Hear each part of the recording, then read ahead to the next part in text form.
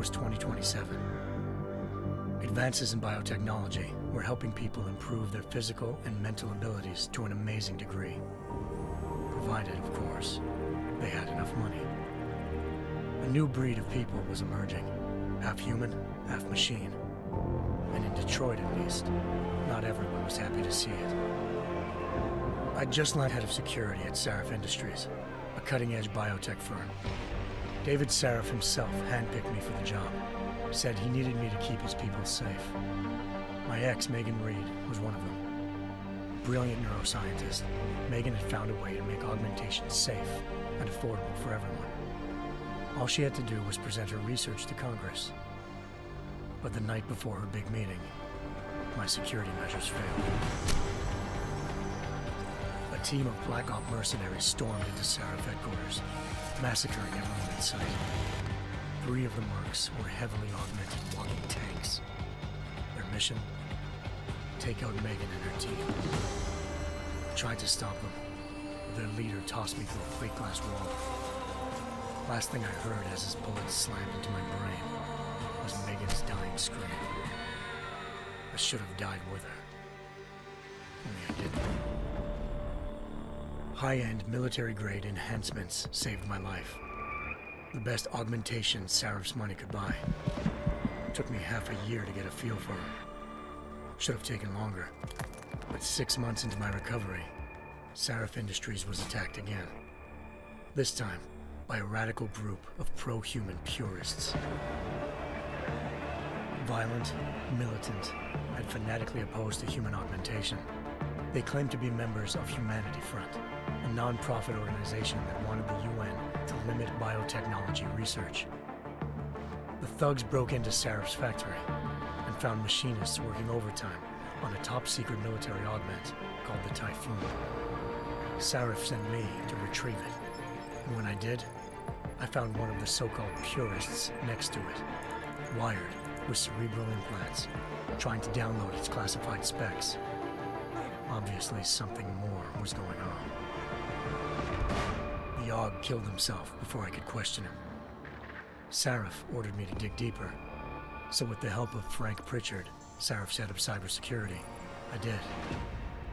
Turns out a second hacker had been controlling the AUG's actions from somewhere off-site. Pritchard and I tracked his signal to a secret FEMA internment camp in Detroit. The Black Op mercenaries were there. The same mercs who'd left me for dead 6 months before. Figured they'd try again when they saw me. Wasn't so easy for them this time. I took out the tank named Barrett, even got him to give me a new lead. A penthouse apartment in China. Of course, we both knew it would be a trap in the end.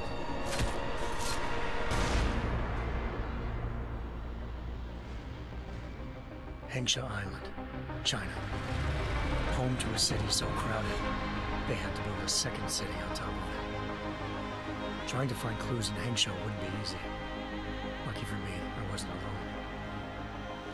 Farida Malik, Sarif Industries' ace pilot, had lived in Hengsha before. A good person to have on your side. She knew enough about the place to get me around. Malik dropped me in the lower city, close to the penthouse Barrett had told me about.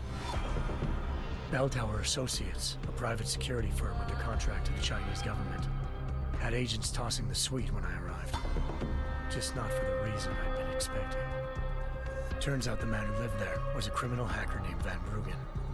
The same hacker who'd been remotely controlling the AUG in Sarif's factory. Van Bruggen's panicked decision to force the man to commit suicide had been a mistake. Now his mercenary partners were gunning for him, and I needed to find him before they did. Locating Van Bruggen meant playing nice with the Triads, Hengsha's organized crime lords. They had the hacker holed up inside a low-rent capsule hotel. By the time I found him, Van Bruggen had no qualms giving up the woman who hired him. Zhao Yunru, president of the Taiyang Medical Corporation.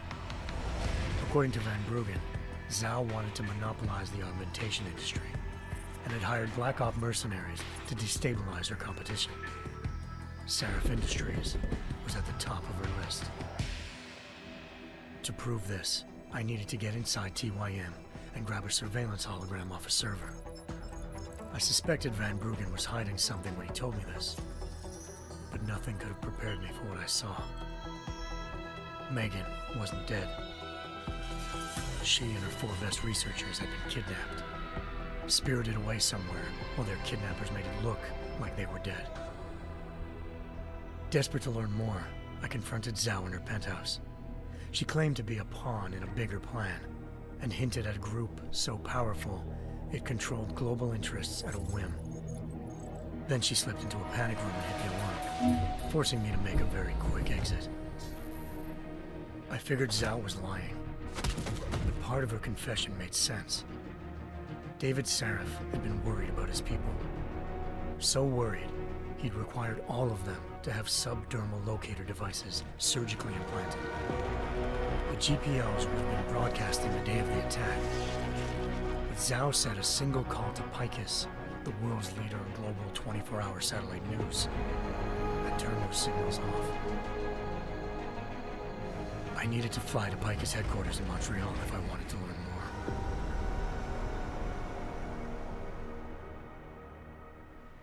Eliza Cassan, Picus Communications' First Lady of News.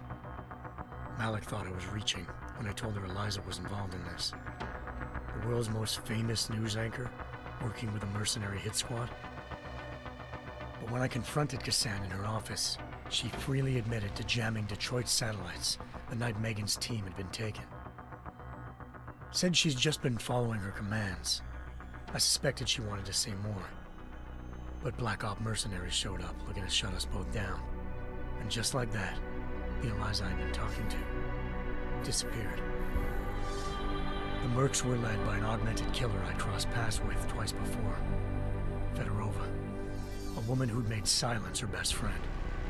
She waited for me to track Eliza's transmission to a secret server room underneath the Picus complex, then jumped me from behind. A deadly fight ensued. I made sure she never moved silently again. With Fedorova down and no one left to keep Eliza quiet, she reappeared. Turns out Picus's First Lady of News wasn't a lady at all. She was a sophisticated AI program, engineered to monitor data streams and control what people believed. Eliza told me the Mercs had brought in a Humanity Front doctor named Isaiah Sandoval to remove the scientist's implanted tracking devices while Detroit's satellites were down. She also told me to speak to David Sarif if I wanted to learn more. By the time Malik and I got back to Detroit, tensions between normal and augmented citizens had reached a flashpoint. Riots were breaking out in several cities, and the UN was being urged to intervene. Sarif was trying hard to convince Hugh Darrow, the inventor turned philanthropist who'd once been a leading proponent of enhancement technologies, to help stop a possible regulatory vote. Sarif had a lot riding on Darrow. Megan's discovery would have given millions of people the chance to evolve beyond their normal human abilities, and at the same time catapulted Sarif Industries to the top of the Fortune 500. According to Sarif, Megan's kidnappers knew this, and didn't want people evolving unless they controlled how it was done. He called his enemies Illuminati, and urged me to keep searching. Determined to do so, I tracked down Sandoval via America's most outspoken augmentation opponent, Bill Taggart, Sandoval's boss and founder of Humanity Front. Sandoval admitted to operating on Megan's team when I confronted him, but said he hadn't removed their GPLs. He'd merely switched them to a different frequency. Pritchard was able to trace one of the signals to China. Malik and I immediately took off in pursuit. Unfortunately, the Illuminati were one step ahead.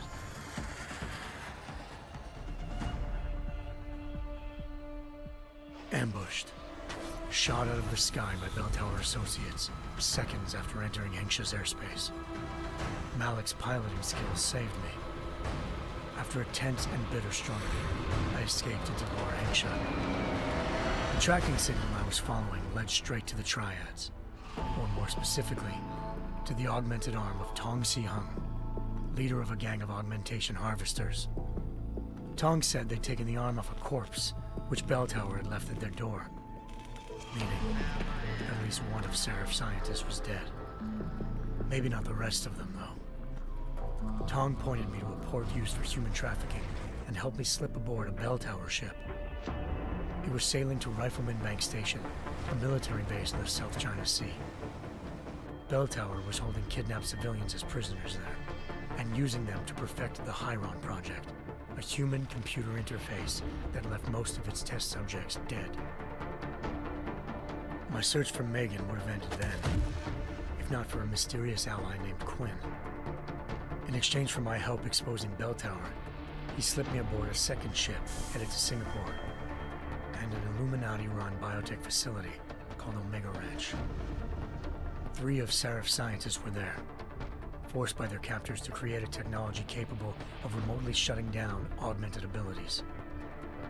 Thanks to an emergency recall notice issued by the World Health Organization, millions of people all over the world already had the biochip installed. With the help of the scientists, I tracked Megan to a private section of the ranch.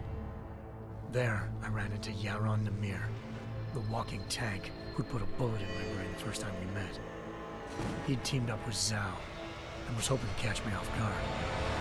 Their little ambush didn't work. I found Megan in a suite belonging to Hugh Darrow, the billionaire philanthropist who'd Saraf had called on for help. Darrow had convinced her to go along with the biochip plan by promising to sabotage the tech.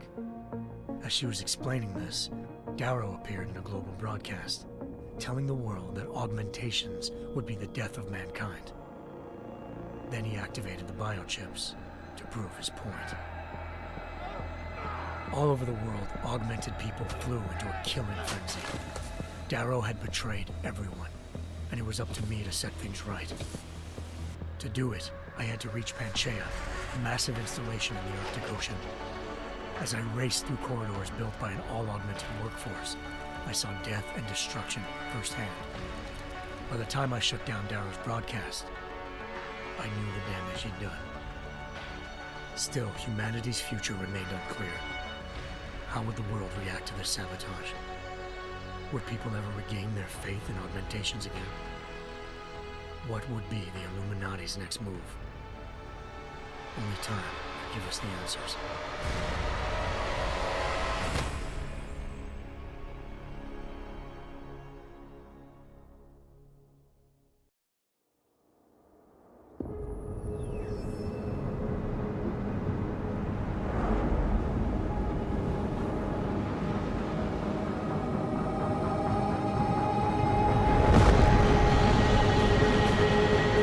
I once thought I could save the world. Now look at it.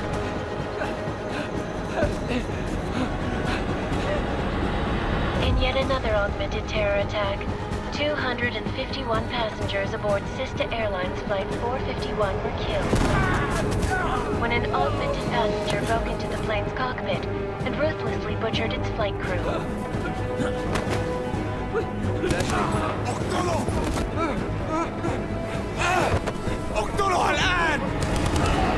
Details recovered from the black box recorder suggest that the man may have been suffering flashbacks to the AUG incident.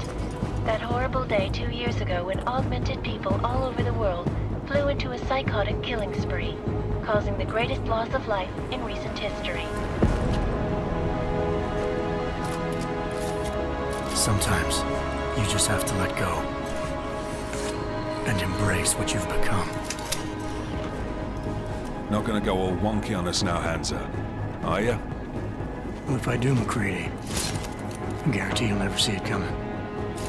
Agent Jensen! Am I gonna have a problem with you? No, sir. No reason to assume you would. Good, because you are the only augmented operative on this team, and I intend to make good use of you. Listen up, all of you. We got a sandstorm barreling down our arse and we can't afford to make mistakes.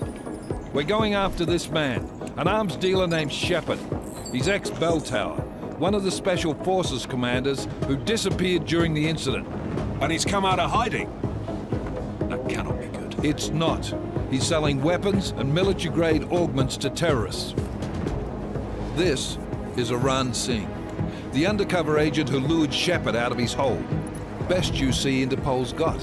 For 3 years he's worked hard to get in tight with the Jinn, an Iraqi smuggling cartel that's infected the Eastern Hemisphere like a plague. Last week, our arms dealer sent a message to the Jinn, offering to sell them a shitload of black market merchandise dirt cheap. They told Singh to handle the buy. They're not gonna like it when Interpol disrupts their party. Sing's cover really that good? It is right now. We need to keep it that way. This is where the deal's going down. A half-finished high-rise hotel that's been abandoned ever since the incident. It's not a pretty picture inside. Let me guess. Most of the laborers were augmented with heavy-duty industrial rigs. So when the incident hit, and they all went schizo, things got gruesome real fast. And no one, except for some homeless junkies, have been inside the place ever since. So what's the plan, Director? Singh's meeting Shepard on the ground floor, inside the hotel's main atrium. He sent the bulk of his Jinn crew to the penthouse levels to secure a vantage point. I want McCready's team to take up positions overlooking the atrium and make the arrest. Jensen, you're going in solo from the roof. My objectives? Keep the Jinn from joining the party. As far as we can tell, only one route connects the atrium to the penthouse level, a halfway decent elevator shaft. Here. I want you to block access to it. Fine. Just cut me loose. Do you plan on relying solely on your augments for this one? I'd recommend taking a little hardware, just to be sure.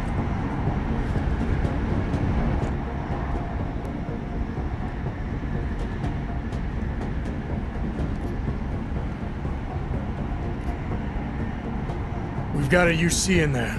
Might be easier to maintain his cover if he's not the only one still breathing when this is done. Smart thinking. Yeah, but if anything does happen to him, you'll be telling his wife. After you get out of the hospital, of course. What about range? There's lots of wide spaces and high ceilings in there, but a number of tight and constrained rooms too. So it's a crapshoot, really.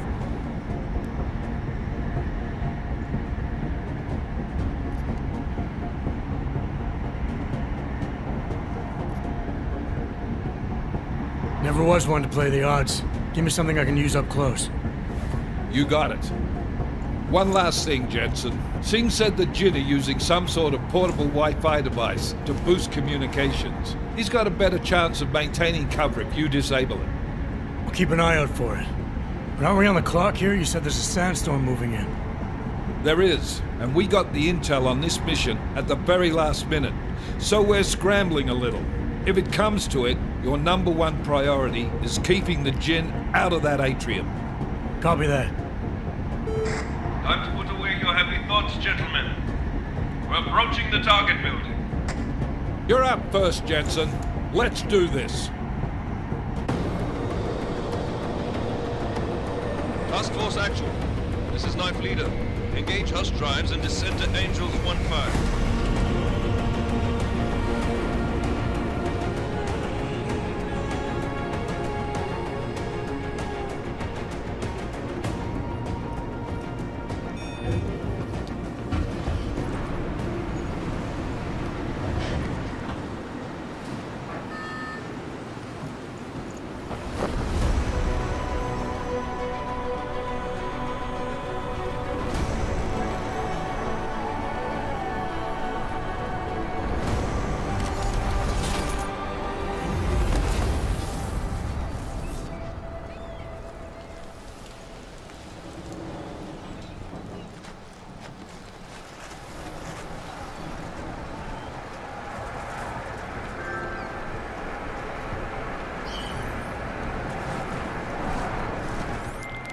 Team leader, this is Jensen. I'm on the roof.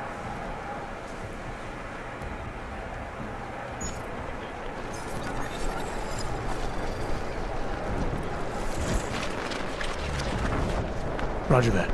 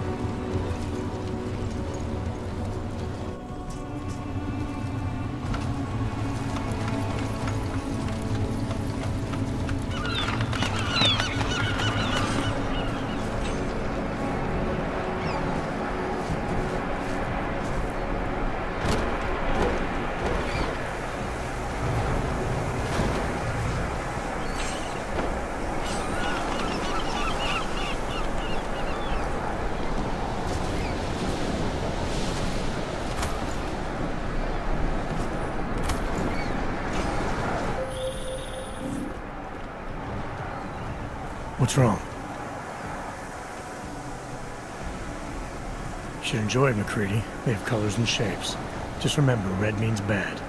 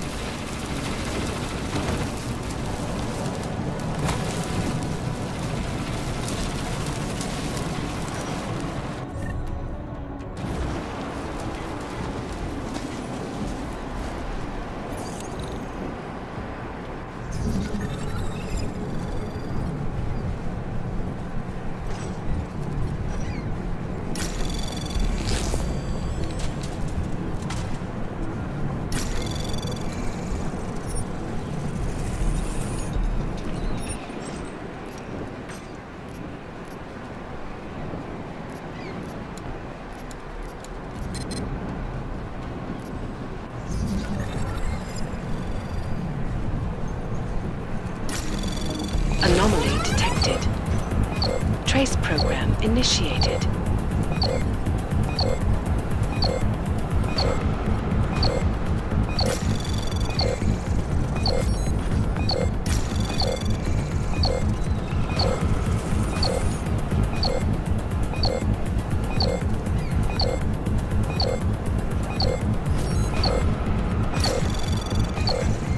Access granted.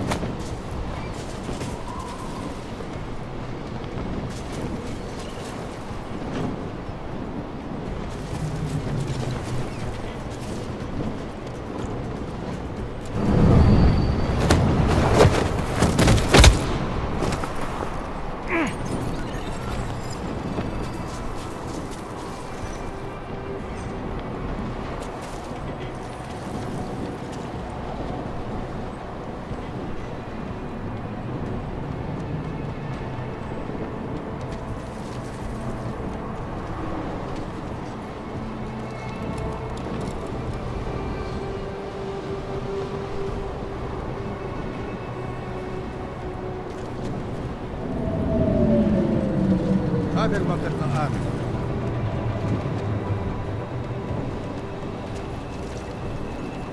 إنها صارت أدفأ.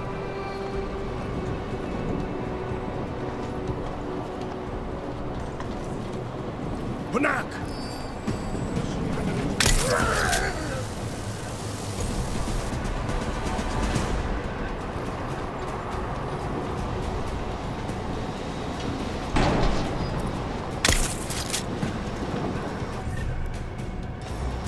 هذا كان صوت غريب.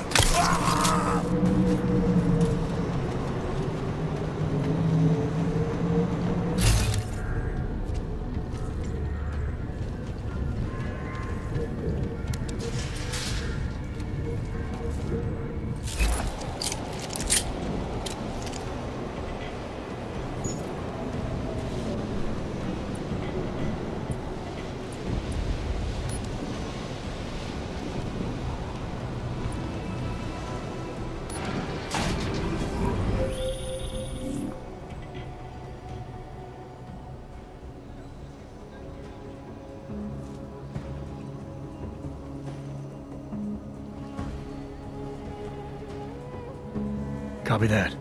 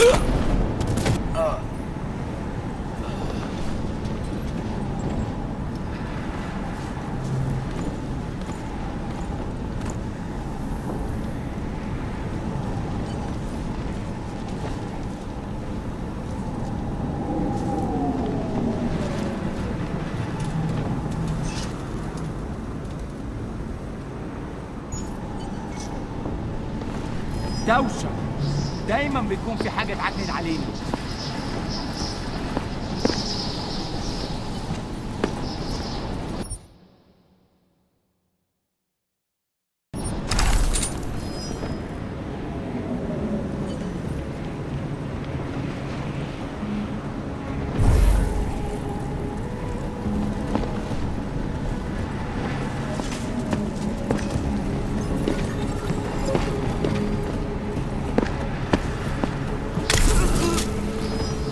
انت اللي عملت كده؟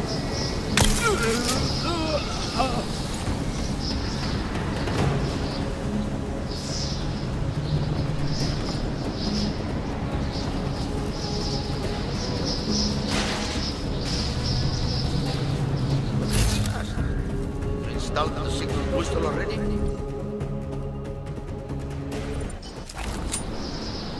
That was fast. You installed the signal booster already? عشان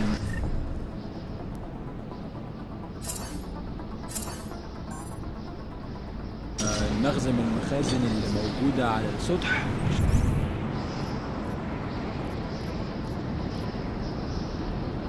عشان تكون بعيدة من الرمل. Good. There is too much riding. Last thing we need. يكون ايه يعني؟